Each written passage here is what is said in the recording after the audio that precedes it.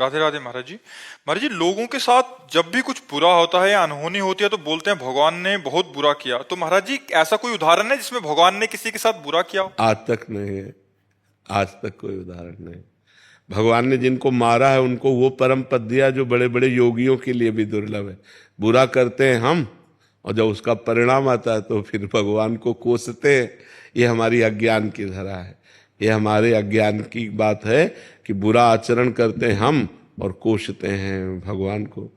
जैसे हम हंसी की भाषा में कहें कि सूर्य की ताकत नहीं क्यों अंधेरा दिखा सके, क्योंकि वो जहां सूर्य होगा अंधेरा होगा ही नहीं।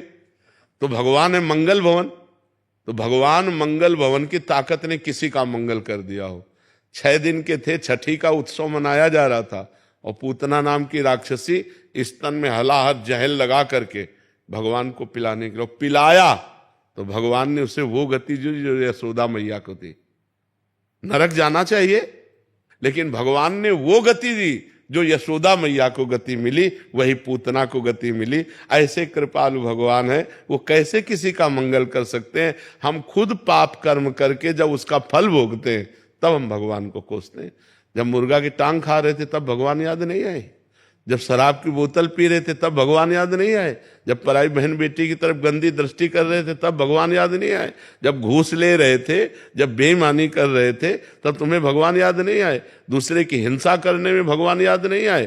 तो अब उसका जब फल आएगा तो फिर तुम्हें भोगना पड़ेगा। फिर अवश्य में वो भोक्तव्यम कृतम कर्म शुभाशुभम, तुम्हें भोगना पड़ेगा। भगवान आकाश की तरह है निर्मल, उनको वो कभी बहुत दयालु हैं, वो कभी बहुत दयालु हैं, कभी किसी का मंगल नहीं। आज तक हमें उदाहरण बता दो एक भी। जिनको मारा उनको वो पद दिया जो बड़े बड़े योगियों के लिए दुर्लभ है, जो बड़ी बड़ी साधना करके भी प्राप्त करना असफलता हाथ लग जाती है, उनको सफल कर दिया। राक्षसों को परम पद प्रदान कर दिया, अपना स्वरूप प्रदान कर दिया। महाराज जी, छोटा सा बच्चा था, बच्चा चले गया, भगवान ने बुरा किया। मेरी नौकरी छूट गई, भगवान ने बुरा किया। तो ये किस कर्म कर्म कर्म कर्म कर्म अवश्य में भोक्तव्यम, कर्म का फल भोगना पड़ता है। ये भी हमारे ही है। हाँ, हमारे ही कर्म का फल है। उस बच्चे का कर्म फल, उसके संयोग में हमारा कर्म फल, ये बिल्कुल संयोग। अब आजकल लोग ध्यान नहीं दे, बच्चियों के साथ ऐसा दुर्व्यवहार हो रहा है।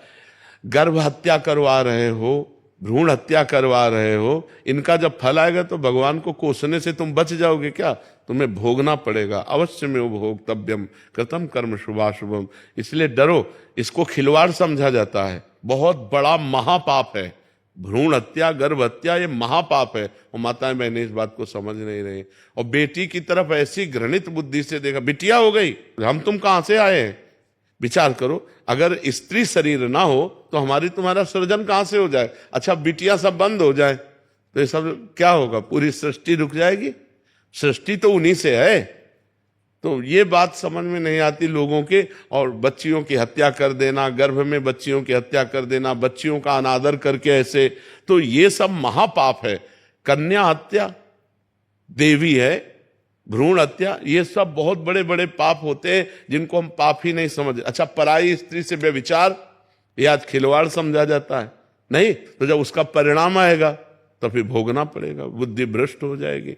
अब उन भ्रष्ट आचरणों का जब फल आएगा तब फिर कहा जाएगा यार ये तो बहुत गलत किया। भगवान गलत नहीं करते, हमारे कर्म आचरण जो हैं वो गलत है, वो न्यायाधीश हैं, वो ठीक न्याय कर देते हैं। जी बाबा जी, 3 पुत्रियां हैं और मेरा जीवन ही बदला तब जब मेरी पुत्रियां। हाँ, बिल्कुल ऐसा, बिल्कुल। और हम ये कहते हैं कि पुत्र ना हो और पुत्री हो, आप उसका पालन पोषण करो, तो बुढ़ापा में पुत्र से ज्यादा प्यार पुत्रियां करती हैं। और लड़के जो हैं और पुत्रियां ना हो, फिर आप देखो कि कैसा व्यवहार होता है। आजकल किसी के लड़के अगर माता पिता को मान रहे तो भगवान को मनाओ कि बहुत बड़ी कृपा है तुम्हारी। नहीं, आजकल भाग्य से शायद हम बढ़ पा रहे हैं। बिल्कुल बिल्कुल बिल्कुल। प्रिया जी हिमाचल से, राधे राधे। महाराज जी, माला जपने में और काउंटर से जपने में कोई अंतर है? हम कौन सा जप करना चाहिए? काउंटर और माला से, समय से, अंगुली से, कैसे भी जपो, ये तो बाहरी बात है। मेन बात है अंदर चलना। अगर आप अंदर राम बोल रहे हो, कृष्ण बोल रहे हो, राधा बोल रहे हो, उससे आपका मंगल होगा। काउंटर माला ये नाम चलाने के लिए है। अंदर नाम न चला और माला चला तो क्या कल्याण हो जाएगा? क्या नहीं होगा ना। तो माला एक निमित्त है, बात अंदर के। अंदर से हम बोले राधा, फिर ऐसे माला चलाया तो गणना में हमारा मन लग जाता है कि आज हमने 50,000 नाम जप किया, आज 60,000। तो उसमें चाहे काउंटर से जपो, चाहे माला से जपो, चाहे अंगुली गिनती से, जैसे भी बने, बात इसकी नहीं है, बात है अंदर जप की।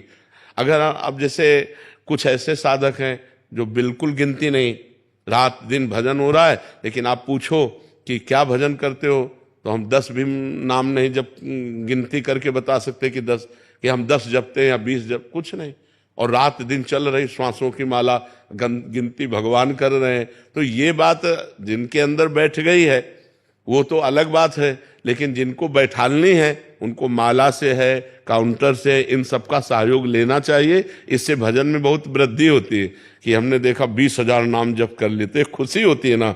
अब कल जब हमारे 18,000 होंगे तो हमको जलन होगी कि अभी 2,000 रह गए यार, चलो 2,000 और नाम जप कर लेते हैं। तो उससे नाम जपने में वृद्धि होती है। तो हमें लगता है जरूर माला और काउंटर आदि का सहयोग कर लेना चाहिए। बात हमारी जप से है, वो हमारे अंदर जो जप होता है उससे लाभ होता है, माला और काउंटर से नहीं। प्रिशा बसंत गौरी जी मुंबई से।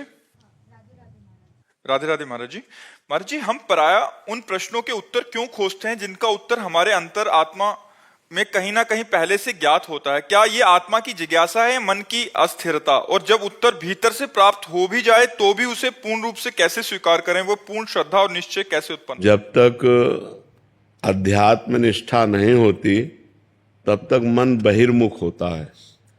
तो अंतर की बात सुनने पर भी वो उस पर श्रद्धा और विश्वास नहीं कर पाता, क्योंकि अंतर में सबके परमात्मा बैठा हुआ है। कोई भी जिज्ञासा करो और शांत होकर भगवान का स्मरण करने लगो, उसकी पूर्ति हो जाएगी।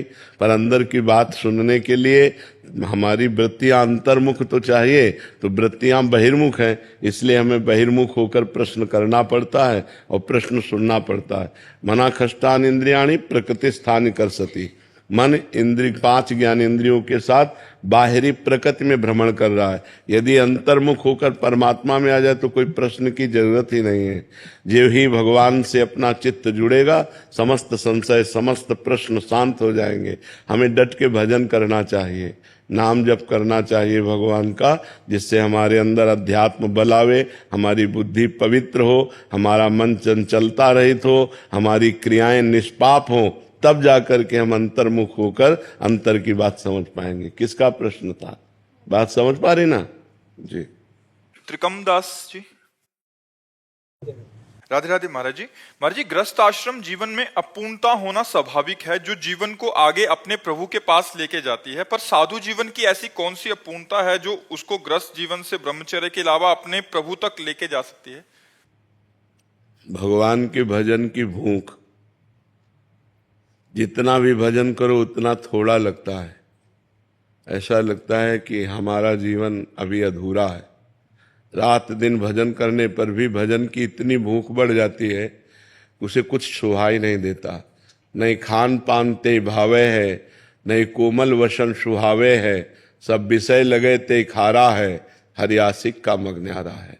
जो भगवान का प्रेमी है वो निरंतर अतृप्त रहता है भजन में और तृप्त रहता है भोगों से। भोगों की तरफ कभी चित्तवृत्ति भी नहीं जाती, और परमात्मा में चित्तवृत्ति जोड़ने पर भी वो अनंत अगाध प्रेम समुद्र है, इसलिए कभी पूर्णता होती नहीं। इसमें पूर्णिमा कभी नहीं हुई। बढ़ता तो चंद्रकला की तरह रहता है।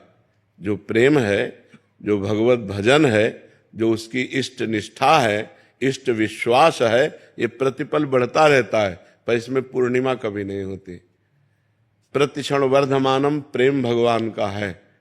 प्रेम सदा बढ़िबो करे, जो शशिकला सुवेश, पै पूनो यामे नहीं, ताते कबो न शेष। पर इसमें कभी पूर्णिमा नहीं होती और कभी शेष बचता भी नहीं कि अभी इतना रह गया है। नहीं, प्रतिक्षण वर्धमानम, पर पूर्णिमा नहीं। ये विचित्र दशा प्रेमी की होती है। उसे वो देखते हुए भी तन मन के बिछुरे नहीं, तन मन के बिछुरे नहीं, और चाह बढ़े दिन रैन, और कबहू संजोग न माने। देखें भरी भरी नयन। ये जो भगवत प्रेमी महात्मा जन होते हैं, रात दिन परमात्मा में लगे हुए भी अतृप्त रहते हैं। उनको देखते हुए भी अतृप्त है, उनका स्वाद लेते हुए भी वो अतृप्त है। वो चूंकि अनंत है ना, अनंतानंद है, अनंत आनंद है। अगर वो सीमित आनंद हो कि इतना है तो हम प्राप्त करके कह दें कि हाँ प्राप्त हो गया, वो अनंतानंद है। इसलिए जो प्राप्त कर चुके हैं वो भी अतृप्त है। जो प्राप्त करने के लिए चल रहे हैं वो तो है ही है अतृप्त व्याकुल, लेकिन जो प्राप्त कर चुके हैं वो भी अतृप्त और व्याकुल बने रहते हैं। यहां तक कि प्रभु स्वयं में अतृप्त रहते हैं, प्रभु स्वयं में अतृप्त रहते हैं। वो भक्तों के प्रेम के प्यासे हैं। देखो ना, प्रेम का स्वरूप देखो कि परमात्मा होते हुए भी वो कह रहे हैं भाव का भूखा हूं मैं, भाव का भूखा हूं मैं, और भाव ही एक सार है। और भाव से मुझको भजे तो भाव से बेड़ा पार है। भाव बिन सुनी पुकारे मैं कभी सुनता नहीं, भाव पूरित टेर ही करती मुझे लाचार है। वो परमात्मा भी भाव का भूखा हो जाता है, वो भी प्रेम पिपासु हो जाता है, तभी तो भक्तों के पीछे डोलता है। भगवान को प्रेमाधीन कहा गया है। वो प्रेम के अधीन होकर भक्त जो जो कहता है भगवान वैसे वैसे करते हैं, और भगवान जो करते हैं भक्त उसे गाता है। यही जो विरक्त भाव में है, यही अतृप्तता है, यही अपूर्णता है कि वो कभी अपने को अनंतानंद में पूर्ण नहीं मानता है। वो अनंतानंद है ना परमात्मा। समझ पा रहे आप जी? शिव ठाकरे जी महाराष्ट्र से। जी राधे राधे राधे स्वामी जी। महाराज जी आपके सारे वीडियोस हमें काफी प्रेरित करते हैं। महाराज जी मेरा सवाल है कि प्रेम की सही व्याख्या कौन सी है? प्रतिक्षण वर्धमानम, प्रेम प्रतिक्षण वर्धमान रहता है। कामना रहितम, किंचन मात्र कामना नहीं रहती। सूक्ष्मतरम, वो बुद्धि के द्वारा समझा नहीं जा सकता। अत्यंत सूक्ष्म अनुभव स्वरूपम, वो स्वयं से अनुभव किया जा सकता है। तो जब हम भगवान का नाम जप करते हैं और पाप आचरणों का त्याग करते हैं और भगवान की लीला कथा सुनते हैं, भगवान के संतों से अनुराग करते हैं, तो हमारे हृदय में भगवान का प्रेम जागृत होता है। कोई भी द्वंद्व उसको प्रभावित नहीं कर सकता जिसके हृदय में प्रेम जागृत हो जाता है। जैसे मान अपमान, लाभ हानि, सुख दुख, वो निर्मोह होता है। उसके अंदर कभी मोह नहीं जागृत हो सकता, क्योंकि भगवत प्रेमी है। सबकी ममता ताग बटोरी, मम पद मनहि बांध बर डोरी। वो कहीं ममता नहीं करता, कहीं मोह नहीं करता। वो मान रहित होता, सबहि मान प्रद आप अमानी। वो स्वयं अपने में मानहीनता और दूसरों को मान प्रदान करना, ऐसा उसका स्वभाव बन जाता है। और वो संगजित होता है, किसी का भी प्रभाव उसके ऊपर नहीं पड़ेगा। कामिनी, नाना प्रकार की संपत्ति, नाना प्रकार की प्रशंसा, मान प्रतिष्ठा, इसका कोई भी नहीं। जित संग दोषा होता है, उसके अंदर किसी भी दोष का प्रभाव नहीं जागृत हो सकता। जैसे भुने हुए चने को कितना भी आप खाद पानी लगा के बो दो, कभी जगेगा नहीं। ऐसे वो जिसके हृदय में प्रेम जागृत हो जाता है, वो विनिवृत्त कामा, समस्त कामनाएं उसकी शांत हो जाती हैं। कभी उसमें काम आदि दोष स्फुरित नहीं हो सकते। कोई भी द्वंद्व उसको प्रभावित नहीं कर सकता। सुख दुख में समान भाव रखता है। ऐसा महान सहनशील जो प्रेमी जन है, वही भगवान को अपने अधीन कर लेता है। तो प्रेम है सूक्ष्मतरम, अनुभव स्वरूपम, प्रतिक्षण वर्धमानम और कामना रहितम। कोई भी कामना नहीं रहती जिसके हृदय में, उसके हृदय में प्रेम जागृत होता है। समझ पा रहे हो? ममता, स्नेह, कामना, आसक्ति, राग, इन सब का संसार से नाश हो जाता है। एकमात्र भगवान में ममता, एकमात्र स्नेह भगवान में, एकमात्र आसक्ति भगवान में, एकमात्र चाहत भगवान की, ये प्रेम का स्वरूप है। सोमानंद जी। दंडवत श्री रविवंश महाराज जी।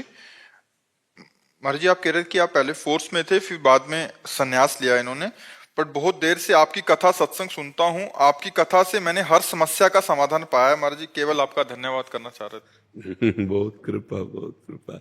आप संतों की कृपा से ही जो कुछ वाणी निकलती है, वो संत कृपा से ही निकलती है। सानंद कुमार जी गोरखपुर। राधे राधे महाराज जी। महाराज जी संपूर्ण सृष्टि की रचना ईश्वर द्वारा की गई है और सब कुछ पूर्व निर्धारित है। पहले इसको यहाँ समझ लेना, संपूर्ण सृष्टि की रचना ईश्वर ने की और स्वयं ईश्वर ही संपूर्ण सृष्टि बना। ये बात समझ रहे हो? संपूर्ण सृष्टि की रचना करने वाला भी वही, और जो रचना की गई वो भी वही बना हुआ है, दूसरा कोई नहीं है।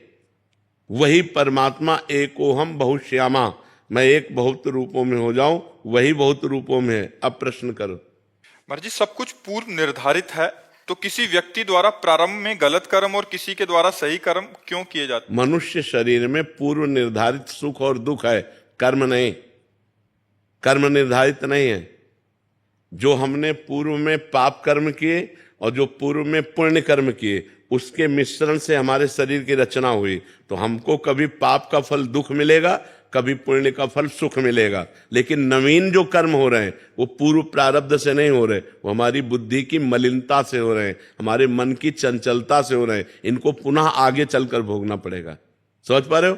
कर्म हमारे पूर्व की प्रेरणा से नहीं हो रहे, फल पूर्व की प्रेरणा से आ रहा है। जैसे आपने बहुत पढ़ाई लिखाई की, बहुत मेहनत की, लेकिन आपका पूर्व पाप बहुत अधिक है, आपकी नौकरी नहीं लगने देगा, आपका व्यापार सफल नहीं होने देगा, आपको घुटने टिकवा देगा, हर विपत्ति दुख। तब आप कहोगे मैं तो इतनी मेहनत करता हूं। कर्म आपने बहुत अच्छे किए अभी, लेकिन पूर्व का पाप आपका बहुत बलवान, इसलिए आपको उठने नहीं दे रहा। और कुछ ऐसे हैं जिनके ज्यादा दिमाग भी नहीं है, जो ज्यादा प्रयत्न भी नहीं कर रहे और पाप आचरण भी कर रहे हैं, लेकिन उनकी उन्नति होती चली जा रही है। वो पूर्व का पुण्य उनका साथ दे रहा है। अभी का कर्म आगे उनको भोगना पड़ेगा। जो पूर्व का पुण्य है वो उनका उत्थान कर रहा है। बात समझ पा रहे हो जी? शालिनी जी। राधे राधे। राधे राधे महाराज जी। महाराज जी जब जीवन में अत्यधिक तनाव और मानसिक दबाव आता है तो मन इतना भारी हो जाता है कि सोचने तनाव आने समझने क्यों की दे? शक्ति नहीं रह मानसिक दबाव होने क्यों दे? यदि हम नाम जप कर रहे हैं भगवान का और भगवान का चिंतन कर रहे हैं तो तनाव आएगा ही नहीं। बहुत अच्छा जीवन व्यतीत होगा हर परिस्थिति में। हर परिस्थिति में भगवान से जुड़ने पर हर विपत्ति, हर शोक, हर संकट सहज में हम पार कर सकते आएंगे।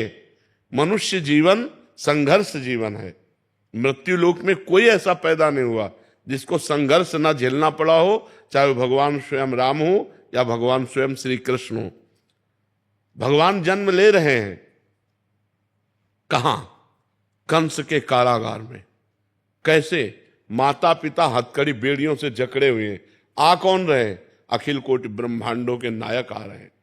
फिर भी माता हृदय से प्यार से दुलार से घंटा 2 घंटा नहीं लगा पाई।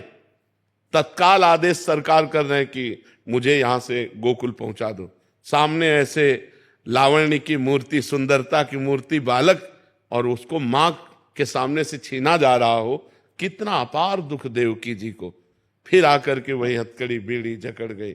11 वर्ष तक ब्रज में रहने के बाद दर्शन हो पा रहे हैं देवकी वसुदेव जी को, अपने लाडले लाल को। पैदा होते ही संघर्ष में जीवन। राम जी का जीवन आप देख लो, राम जी का जीवन देख लो, कितना संघर्ष में जीवन। जहां राज्याभिषेक होने जा रहा है वहां 14 वर्ष का वनवास। कितना संघर्ष। हम लोगों को वो संघर्ष नहीं जो भगवान को मिला। तो हमें चाहिए कि भगवान के चिंतन के प्रभाव से हम अपने को तनाव मुक्त रखें। तनाव क्यों करेंगे? जो हमने कर्म किया उसका हम भोग रहे हैं। अब हम अच्छे कर्म करेंगे, अच्छा हमारे जीवन में आएगा। हम तनाव युक्त होकर के वर्तमान के समय को तनाव में व्यतीत कर दें तो हमारा भविष्य तनाव युक्त हो जाएगा। वर्तमान के समय को भगवान के चिंतन में हम व्यतीत करते हैं तो हमारा भूत और भविष्य दोनों पावन हो जाएगा। इसलिए नाम जप कीजिए। तनाव क्यों करती हो? नाम जप करो, राधा राधा राधा। फिर आप देखो आपको कितना आनंद प्राप्त होता है हृदय में, कैसे समस्याओं का समाधान होता है। तो हम लोग क्या है, हम वर्तमान की सोच में पागल हो जाते हैं कि क्या होगा। और अगर भरोसा भगवान का रखें तो बहुत सुंदर व्यवस्था कर देते हैं, बहुत सुंदर व्यवस्था कर देते हैं। इसलिए हमें चिंता नहीं करनी, बिल्कुल आनंद में जीवन व्यतीत करना है। नाम जप करो। मनुष्य जीवन आनंद प्राप्ति के लिए, नहीं तो इतनी माया विचित्र है कि एक क्षण भी आनंद में नहीं टिकने देगी। चिंता, शोक, कल क्या होगा, कल क्या हो गया, बस इन्हीं चिंताओं में हमारा मन परेशान रहता है। इसलिए वर्तमान में नाम जप करो।